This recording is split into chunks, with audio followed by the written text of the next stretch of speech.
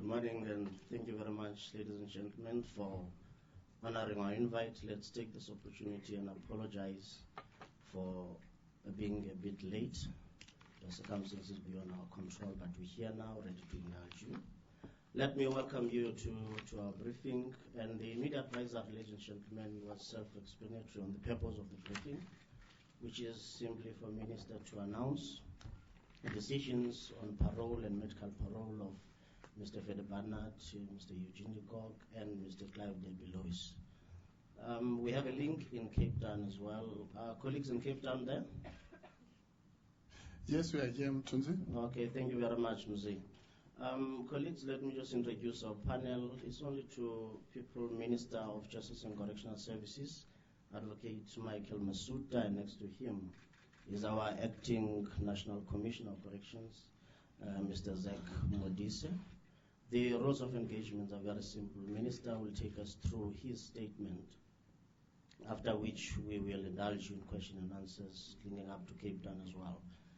For the record and for the purpose of those who don't know me, my name is Mtunzi Mahaka. I'm the spokesperson for the Ministry of Justice and Correctional Services.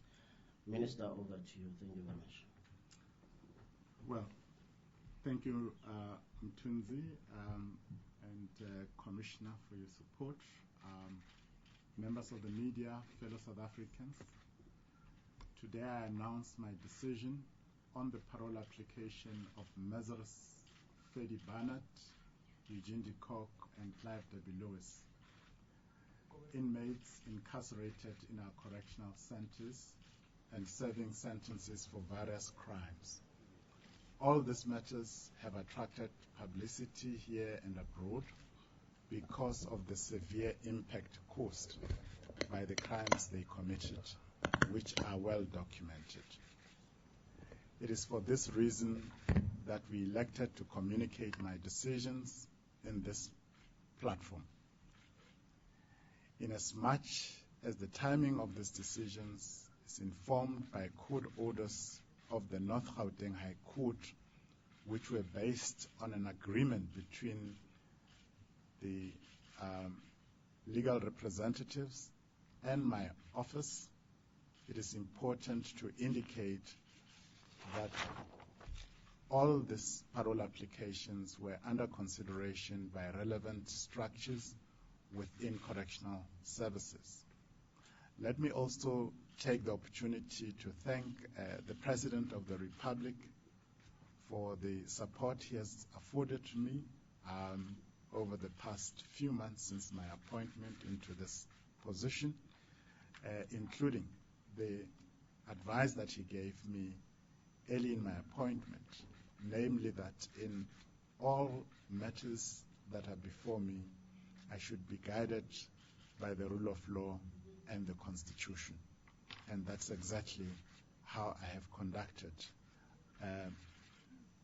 or that's exactly how I've conducted myself in my office so far. Now, starting with Mr. Fede Barnard, on 4 June 1998, after being found guilty of having committed serious crimes, including the murder of Dr. David Webster, who was an anthropologist at the University of Witwatersrand, Mr. Barnard was sentenced to 2 terms of life and 63 years imprisonment. That particular murder was committed whilst Mr. Barnard was on parole for a previous murder. On 28 November 2014, he applied to be released on parole. Whilst his application was due to be considered by the relevant structures within correctional services, he approached the North Gauteng High Court in a bid to have his application considered and a decision made by me within a specified period of time. However, an agreement which became an order of court was reached by parties. The court order required the National Council for Correctional Services, the NCCS, to consider the application on or before 19 December 2014 as required by the law. In terms of the said order, I am required to make a decision on or before 31 January 2015. This means that I could only make my decision once I had received the recommendation of the NCCS and the profile of Mr. Barnett. The NCCS has written to me indicating that they needed more time to consider the application and the profile, and are therefore unable to submit recommendations to me within the stipulated time frame. This means that I am unable to make a decision in terms of the court order. In this regard, I am advised that arrangements have been made between the legal representatives of the parties to have the order varied and the dates extended. I am also advised that all concerned have agreed to such extension. In the circumstances, no decision has been made on Mr. Barnett's parole application. I now turn to the matter of Mr. Eugene Alexander de Kock. In respect of Mr. de Kock, you will recall that in July 2014, I declined to place him on parole, as at the time the victims and their families had not been consulted as required by law. I had directed that a further profile be resubmitted not later than 12 months in order to afford victims,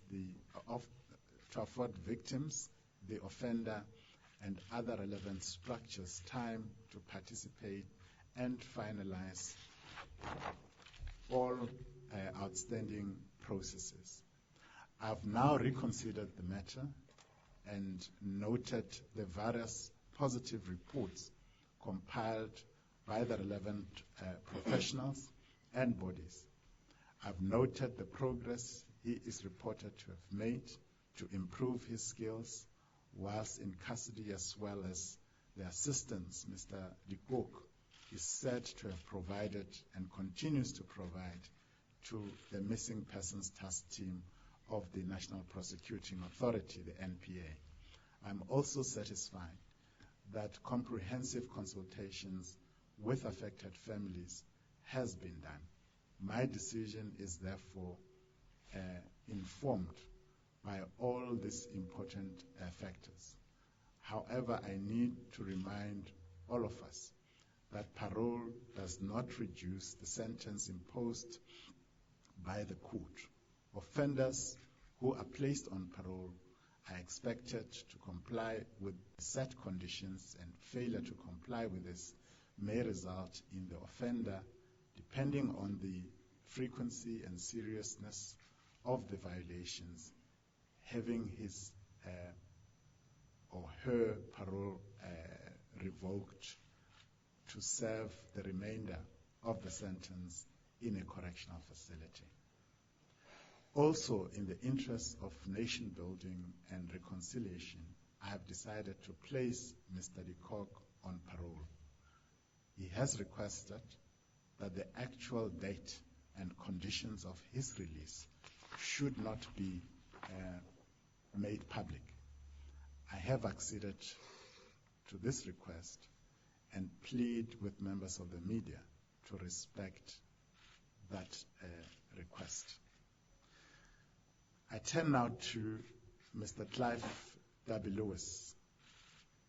I will now deal with the medical parole application of Mr. Clive W. Lewis. Mr. W. Lewis is serving life imprisonment at Kgoshi-Mampuru, the Second Correctional Center, following his conviction for murder for the killing of former South African Communist Party, that is SACP Secretary General, Mr. Chris Hani, in April 1993. On 9 July 2014, his application for placement on medical parole was considered by the Medical Parole Advisory Board, the board, and he was found to be suffering from lung cancer and undergoing chemotherapy. The board could not agree on whether the cancer was spreading and therefore decided that he should continue with chemotherapy to assess the effect thereof. The board also decided to engage other specialists to examine him and provide an independent opinion on the nature and extent of his ailment. In November 2014, the offender brought a court application for placement on medical parole. Mr. Hani's widow, Mrs. Dimpo Hani, and the SACP joined the court proceedings as interested parties. On 2 December 2014, the court made an order in terms of which I was directed to make my decision on the matter on or before 31 January 2015. The order also required the board to consider his medical parole application and make written recommendations to me on or before 15 December 2014. The board has made a recommendation that I should place the offender on medical parole. I have now considered the offender's application.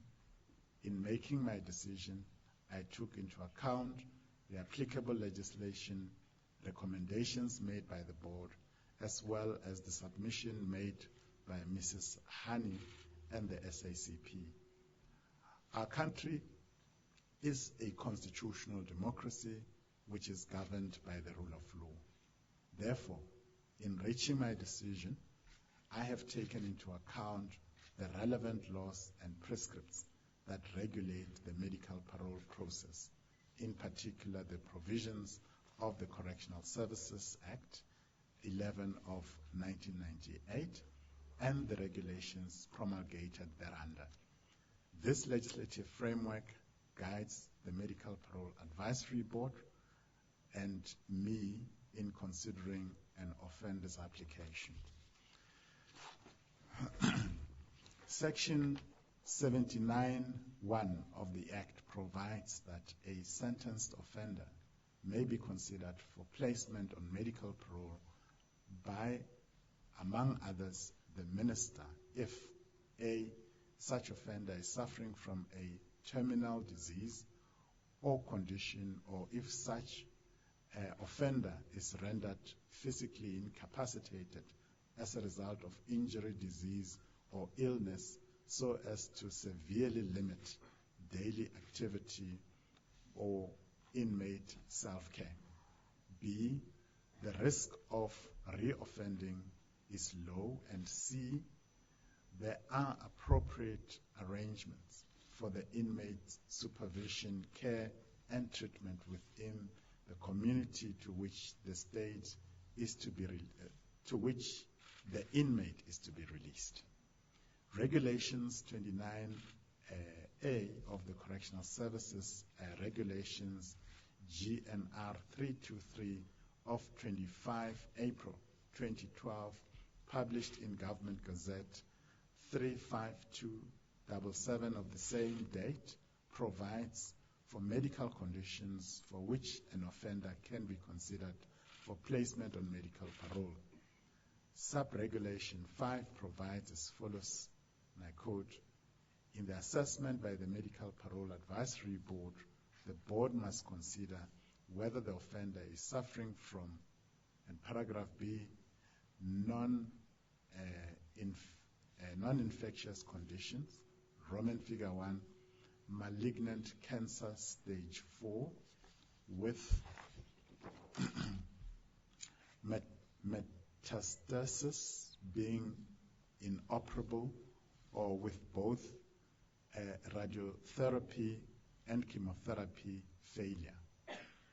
In its recommendation, the board states that Mr. W. Lewis is suffering from stage 3B, cancer of the lung, and this serves largely as a basis upon which it recommends his placement on medical parole.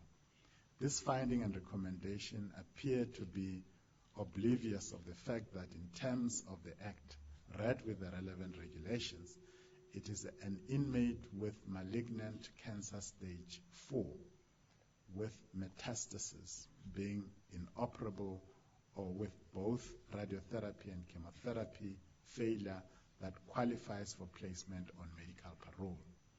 The rationale of the board's conclusion in this regard is, on the face of it, difficult for me to comprehend. There is nothing to suggest that Mr. Lewis's condition is such that he is rendered physically incapacitated as a result of injury, disease, or illness so as to severely limit daily activity or self-care as provided for in the Act. Upon further perusal of the medical reports, I established that the name on the pathologist's report is not that of offender Clive Lewis. In an affidavit he submitted to the board, he states that he used a different name for security reasons. It also appears from his affidavit that, coincidentally, another patient bearing the name used by the offender was admitted at the same hospital during his admission for treatment of a similar medical condition.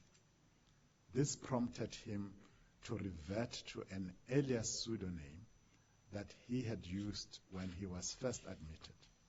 It must be stated that there are no supporting documents attached from the department in support of these name changes.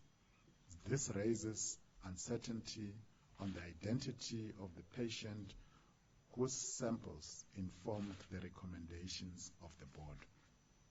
I'm also not satisfied that requirements of Section 79(1)(b) have been complied with, as there is no indication on the profile as to whether the offender has shown remorse for the crimes committed. In the circumstances, the board's recommendations to place the offender on medical parole is not approved. This decision will be communicated to his legal representative as required by the court order. I now turn to another matter, and that relates to the political pardon process that had been pending for some time before us. You will recall that a special dispensation was adopted in 2007 in order to facilitate the granting of presidential pardon for alleged political offenders in terms of Section 84(2)(j) of the Constitution of the Republic of South Africa, 1996.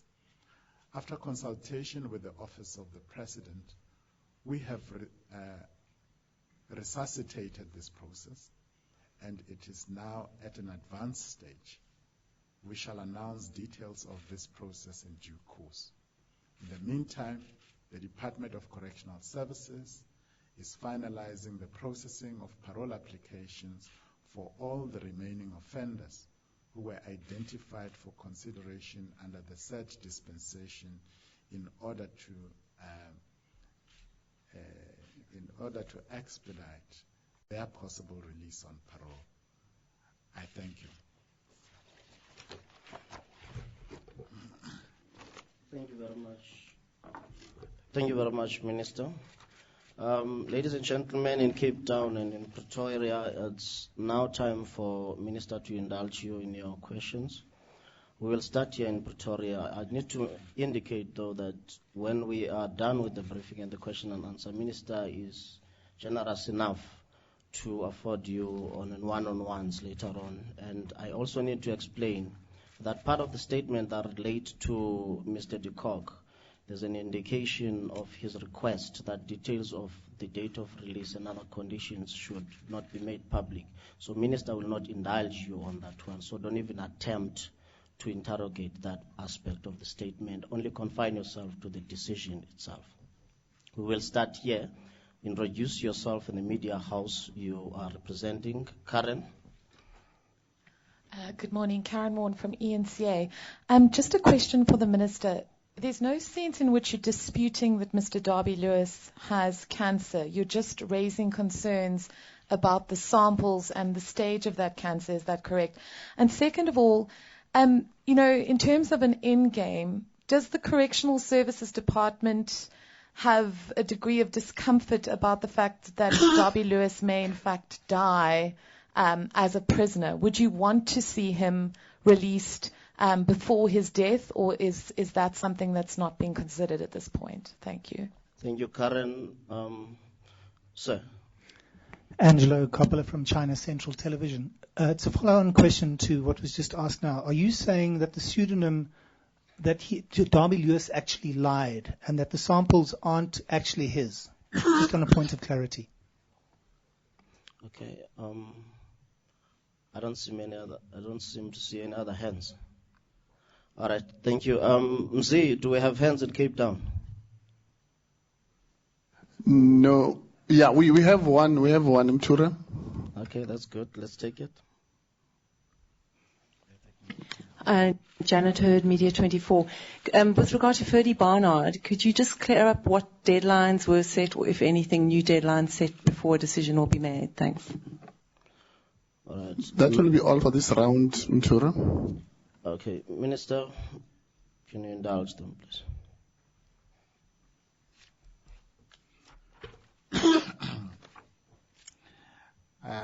Karen, ENCA, thank you for the question. I can only work with what is before me and what is on file, and make an assessment and take a decision on that basis. I do not have before me, in my view, sufficient information or evidence to corroborate the claims that Mr. W. Lewis is making, that indeed his version is correct. And the circumstances are particularly,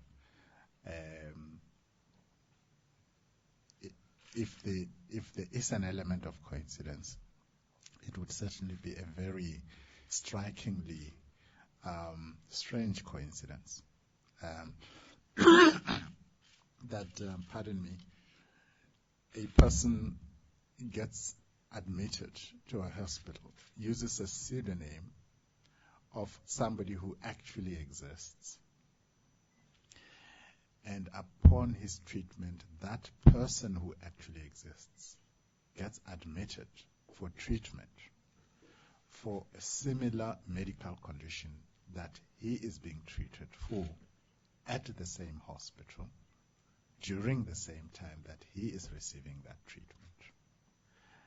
And the results come in the name or names of that other person and are attributed to Mr. W. Lewis, which then, according to his own affidavit, compels him to revert to an earlier pseudonym that he had been using.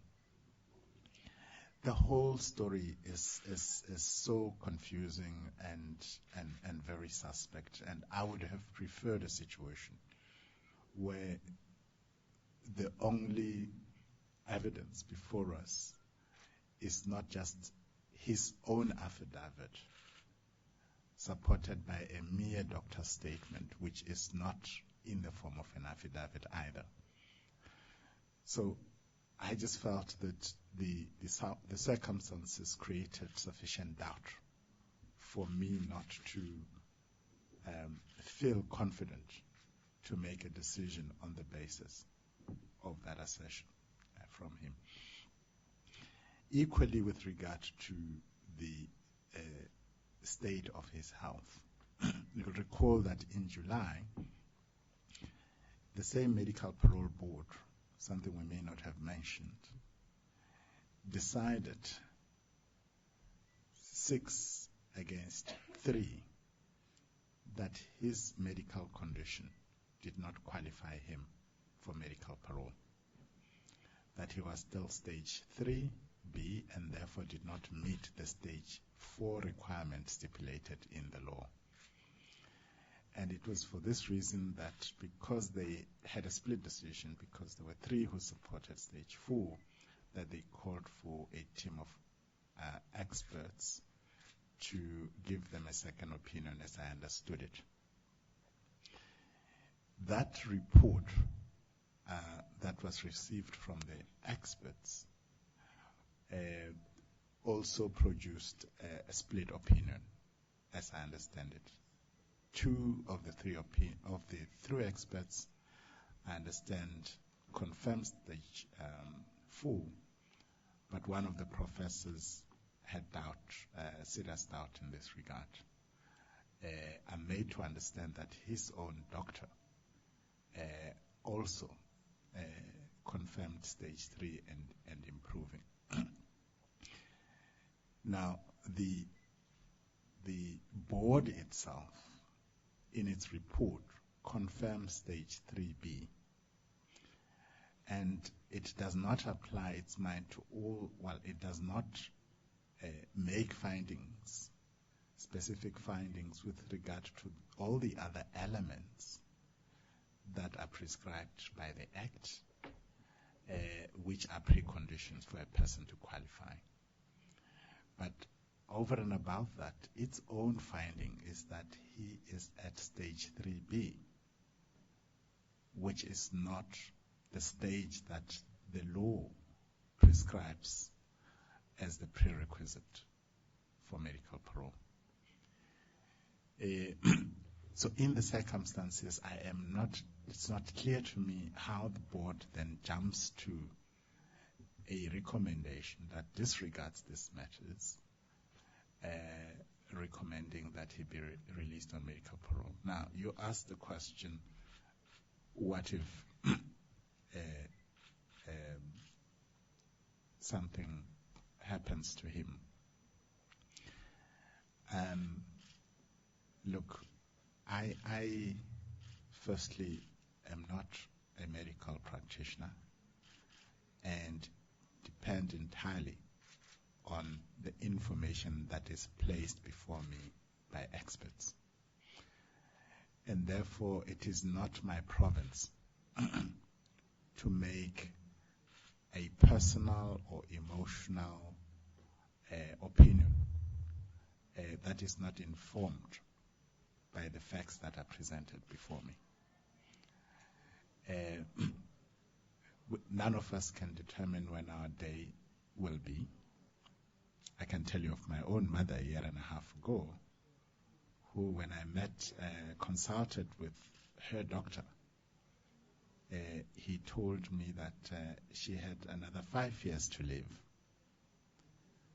And I left the hospital pleased that 5 years for a person of her age was as good as a lifetime, only to receive a call the following day that she had passed on.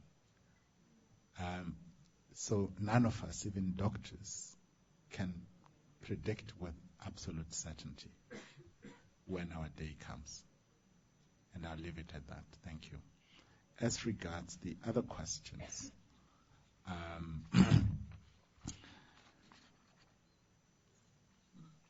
the issue of samples, I think in a sense I've covered that point from the journalist from China TV. And the issue of deadlines, I am not privy at this stage as to the exact agreements reached between the parties. All I know is that at this point in time, as I speak, I do not have before me, contrary to the order which required the NCCS to consider the matter in December last year and to make recommendations to me to enable me by tomorrow the 31st to make a decision on the matter of Mr. Fedi Barnard. I do not have before me as we speak a report with findings and recommendations from the NCCS for my consideration. So as a result, as we speak, I am unable to comply with that court order because there's nothing before me to enable me to do so. As to what the agreements between the NCCS and the attorneys on the other side have reached, I have no knowledge thereof, and I would rather not speculate in that regard. Thank you. Thank you very much, Minister. We'll allow the last round unless Minister was clear enough and were able to absorb the well-informed and well-crafted statement that he just presented. Okay? Maybe not. Yes.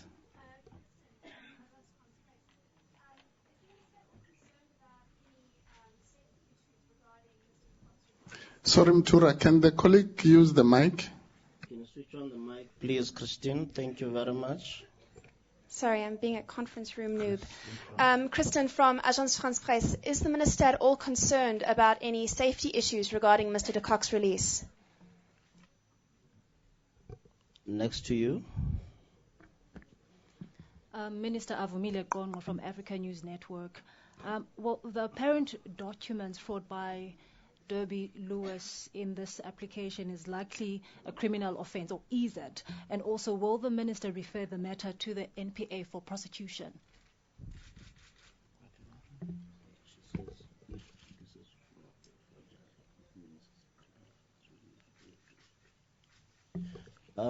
Patricia, I thought you had your hand up. Zinigo Mshaba from Soweto TV News. Minister, I would like to find out how influential is the public opinion on this issue, considering the issues of reconciliation and stuff like that, and how vital was that point in your decision?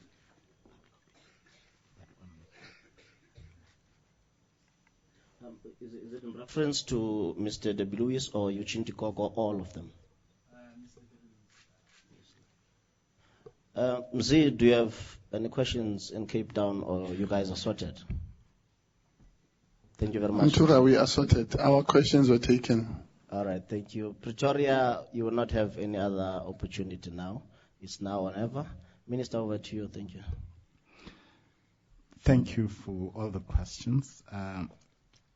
Christine, on the security issue regarding Mr. W. Lewis, Mr. Eugene de Kock, let me indicate that the primary reason, as we understand it, why Mr. de Kock requested that he needed time to make appropriate arrangements before the date of his release was made public, was essentially to enable him to settle in, or rather to make all necessary arrangements for him to be able to settle in upon his release, and so on. I do not understand the primary reason to have had anything to do with security considerations at this stage. As far as the possible fraud question, fraud charges in respect of misrepresentations of identity, that is a matter which at this stage is not being looked at as such, but should need arise or justification arise for it to be looked at as such. Obviously, that would be done, because we believe in upholding the rule of law.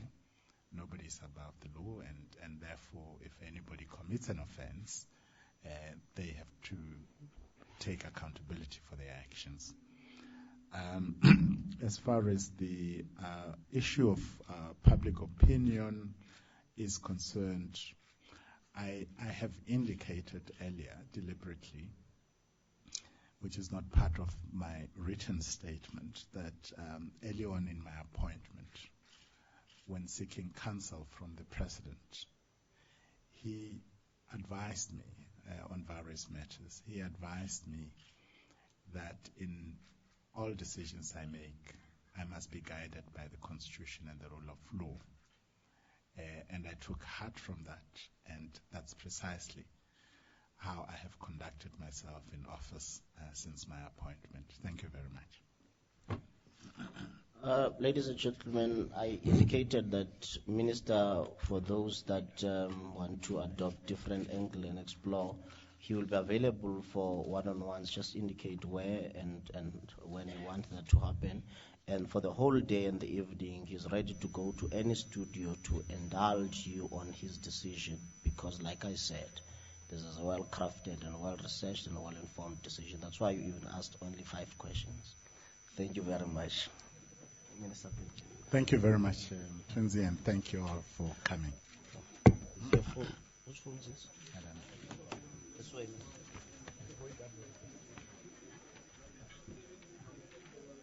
Minister. You're welcome.